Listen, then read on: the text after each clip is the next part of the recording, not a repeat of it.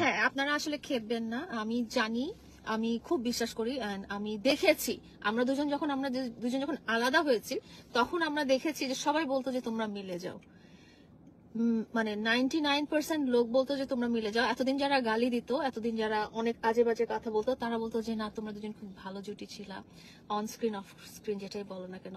And আমার মনে হয় দেশের 99% দর্শক কেউ আনহ্যাপি হন নাই যে আমরা একসাথে আছি। শত্রু যারা ওরা হবে, আমাদের কোনো শত্রু নাই, যদি থাকে তারা হবে, আমি জানি শত্রুরা আমাদের সবসময় কোনো খারাপ চায়। শত্রু নাই। অবশেষে আবারও এক হয়ে গেল প্রিন্স মামুন ও লায়লা। কি দর্শক, আপনাদের অনুভূতিটা কেমন অবশ্যই এই ভিডিওর কমেন্ট বক্সে জানাতে ভুলবেন না।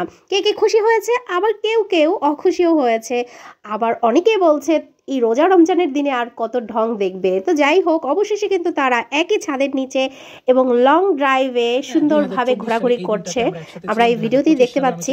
একসাথে হইতাম আমরা 2025 সালে, আল্লাহ আমার মনের আশাটা পূর্ণ করে দিচ্ছে। সো থ্যাংক ইউ সবার আগে হচ্ছে আপুকে। সো সবার আগে হচ্ছে আপু আমার স্পেশালটাকে আরো বেশি স্পেশাল করছে। আর সবচেয়ে বেশি যেটা, শুধু আমি হ্যাপি না, অনেক মানুষ যারা শত্রু আছেন তারা কখনো হ্যাপি হবেন না, যারা আপু এবং মামুনকে ভালোবাসেন তারা সবাই হ্যাপি হবেন। আর শুধু হ্যাপি হবেন না তারাই যারা তাদের দুজনকে ভালো না বাসেন।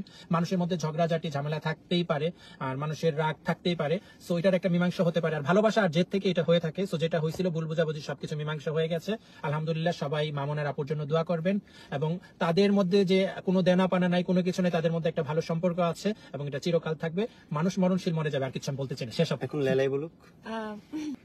কি বলবো, তুই কি বলো? লেলা আবার বলো তো। লেলা না, শুধু করে বলো। লেলাই বলুক। হ্যাঁ, আবার বলো। লেলা